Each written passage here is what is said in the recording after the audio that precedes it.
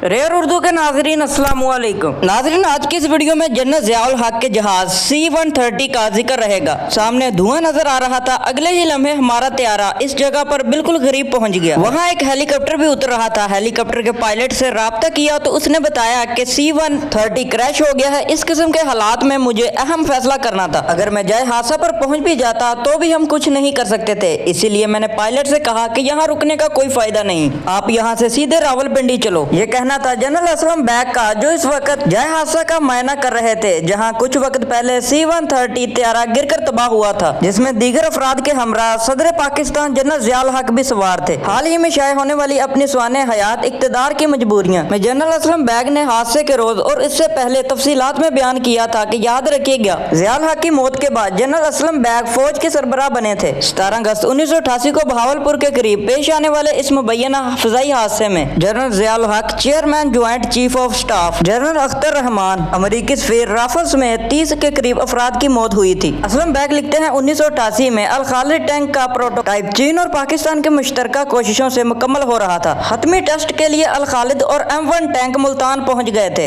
अल खालिद और M1 tank की आजमाइश बहावलपुर के करीब वाक़िया टामे वाली फायरिंग रेंज में रखी गई। असलम बैग लिखते हैं कि बहावलपुर जाने के लिए GHQ, जिसने अहम शख्सियात और मुतल्लिका अफसरान की फहरिस्त तैयार की, जिसमें जनरल ज़ियाउल हक और chairman joint chief of staff committee general Akhtar Abdul Rahman शामिल थे। 17 अगस्त को जनरल ज़ियाउल हक तकरीबन सुबह 11 बजे काफिले के साथ अपनी खसूसी जहाज C-130 के बहावलपुर पहुंचे। ज़ियाउल हक के बहावलपुर पहुंचने से पहले ही असलम बैग उनके इस्तकबाल के लिए बहावलपुर पहुंच चुके थे। जब ज़ियाउल हक आए तो उनके साथ जनरल अख्तर अब्दुल रहमान, अमरीकी सफीर और उनके मिलिट्री सेक्रेटरी और दीगर मुतालबा अफसरान शामिल थे। एयरपोर्ट के लॉन्च में फ्रेशअप हुए और 2 हेलीकॉप्टर में मेहमान खसूसी टामे वाली रेंज की तरफ रवाना हुए। ट्रायल टीम के सरबराह मेजर महमूद रानी अपने साथियों के हमरा वहां मौजूद थे। ट्रायल शुरू हुआ जो तकरीबन 1 घंटे तक जारी रहा। अल खालिद टैंक तमाम आजमाइशों में कामयाब हुआ। असलम बैग के मुताबिक आजमाइशी मश्क देखने के बाद वो तकरीबन 1:30 बजे बहावलपुर के लिए रवाना हुए और हेडक्वार्टर में तमाम शरका के लिए खाने का इंतजाम था। जोहर की नमाज पढ़ी। इसके बाद वहाँ मौजूद बहावलपुर की कुछ शख्सियात के साथ ज़िया ने मुलाकात की और फिर तकरीबन 4:30 बजे वो बहावलपुर एयरपोर्ट के लिए रवाना हुए। मैं जनरल ज़ियाउल हक के साथ था। इन्हें जहाज तक छोड़ने आया। सब लोग जहाज में बैठ चुके थे। जहाज में दाखिल होते हुए इन्होंने कहा कि आप भी साथ आ रहे हैं, आइए, मगर आपका तो अपना ही जहाज है। जी हाँ, मैं अपने जहाज पर आऊंगा। जनरल ज़ियाउल हक का जहाज टेक ऑफ हुआ और इसके बाद वो भी रवाना हुआ। अभी कोई 10 मिनट ही हुए थे कि उनके पायलट कर्नल मुनहाज ने परेशानी के आलम में बताया कि इस्लामाबाद कंट्रोल का C-130 से राब्ता नहीं हो रहा। मैं भी कोशिश कर रहा हूँ लेकिन कोई रिस्पांस नहीं। अचानक पायलट ने बताया सामने धुआं नजर आ रहा है और दूसरे ही लम्हे हमारा जहाज वहाँ पर पहुंच चुका था। क्योंकि हम भी ज़ियाउल हक के जहाज के फौरी बाद रवाना हुए थे, इसीलिए हेलीकॉप्टर भी उतर रहा था जो मुल्तान जा रहा था। हमारा जहाज ऊपर चक्कर लगाता रहा। हेलीकॉप्टर के पायलट से राब्ता किया तो इन्होंने बताया कि C-130 क्रैश हो चुका है, मलबे को आग लगी हुई है। असलम बैग बताते हैं कि GHQ राब्ता किया तो वहाँ हालात पुरसकून थे। हुक्म दिया कि फार्मेसिस को रेड अलर्ट कर दो और अगले हुक्म का इंतजार करो। मेरे साथ बैठे हुए अफसर मेरी तरफ देख रहे थे और मेरी गहराई सोच रहे थे। मुझे फैसला करना था कि इक़्तिदार अपने हाथों में लेना है या इसे देना है जिसकी अमानत है। जहन में वालिद की नसीहतें चल रही थी कि हकदार को इसका हक दें। जनरल असलम बैग लिखते हैं कि रावलपिंडी पहुंचकर सबसे पहले मैंने lieutenant general Mohammad Shafiq, corps commander Bahawalpur से राब्ता किया। इन्होंने बताया कि हलाक होने वालों की शिनाख्त मुश्किल है।